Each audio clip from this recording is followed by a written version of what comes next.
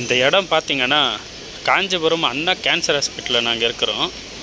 இங்கே வந்துட்டு 127 கோடியில் வந்துட்டு ப்ராஜெக்ட் புது ஹாஸ்பிட்டல் ஒன்று கட்டிகிட்டு இருக்கிறாங்க. இந்த ஹாஸ்பிட்டலுக்கு எந்த குறையும் கிடையாதுங்க. ஆனால் என்னென்னா அந்த ஹாஸ்பிட்டலுக்கு பேஷண்ட் கூட இருக்கிற அட்டெண்டருக்குங்க தான் நிறைய குறைங்கள் இருக்குது.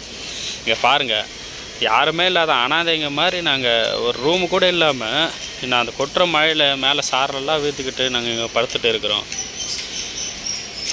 என்ன சொல்கிறதுன்னு எங்களுக்கு ஒன்றும் புரியல. ஒரு நோயாளி கூட இருக்கிற அட்டெண்டருக்கு எந்த விதமான ஒரு பாதுகாப்பும் கிடையாது. கீழே நாய்ங்கள்லாம் வேறு 10 இருக்குது. அந்த நாய்ங்களாக சேர்ந்து நாங்களும் இங்கே படுத்துட்டு இருக்கிறோம்.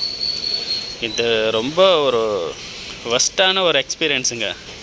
ஃபுல்லாக கொசு தொல்லை வேறு. இங்கே பாருங்கள், அங்கே இடம் இருக்குங்க, பயணிகள் தங்கும் இடம்னு சொல்லிட்டு அதுக்கு முன்னாடி ஒரு இடம் இருக்குது. ஆனால் அந்த இடத்துல ஃபுல்லாக ஜென்ரேட்டர் வச்சுருக்குறாங்க. உள்ள கூட இருக்கிற அட்டெண்டருக்கு எந்த பாதுகாப்பும் கிடையாது. கொஞ்சம் இந்த ஹாஸ்பிட்டல் நிர்வாகம் வந்துட்டு கொஞ்சம் அட்டெண்டருங்க மேலே கொஞ்சம் கவனம் எடுக்கணும். அவங்களும் நல்லா இருந்தால் தான் பேஷண்ட்டுங்களை நல்லா பார்த்துப்பாங்க.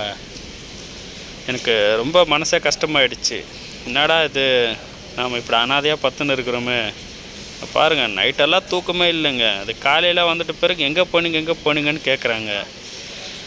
என்ன சொல்கிறதுன்னு எனக்கு புரியல.